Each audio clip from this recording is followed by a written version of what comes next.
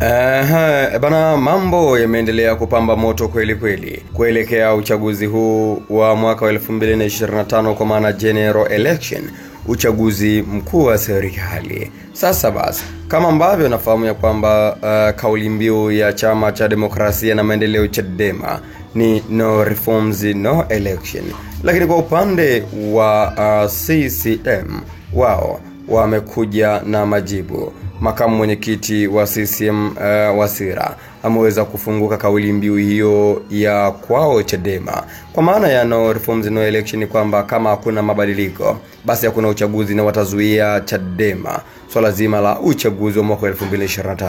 Wasira akawajibu nini? Utakwenda kufahamu ndani ya video hii. Kufanya ni kubonyeza alama ya kusubscribe ili uwe mtu kwanza kupata video mbali kutoka hapa Bongo Super Media. Na bila kupoteza muda, mzee Wasira amesema haya na nukuu: ni ngumu kuzuia uchaguzi mkuu kama ambavyo ni vigumu kufufua mtu aliyekufa. Katika historia aliyeweza kufufua waliokufa ni Yesu peke yake. Wengine wanajaribu kutumia jina lake lakini hakuna anayeweza. Hivyo waliotumwa kuzuia uchaguzi mkuu wamwambie aliyewatuma kazi ambayo ametumwa haitekelezeki kabisa. Mwisho wa kunukuu. Maneno hayo ni maneno ya makamu mwenyekiti wa chama cha CCM Tanzania Bara. Hapa namzungumzia Mheshimiwa Stephen Wasira.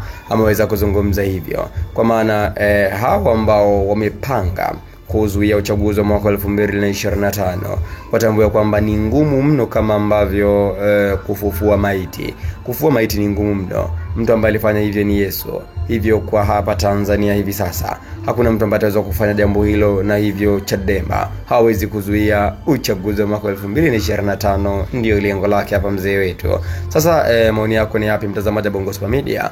Andika maoni yako hapo katika sehemu ya comment.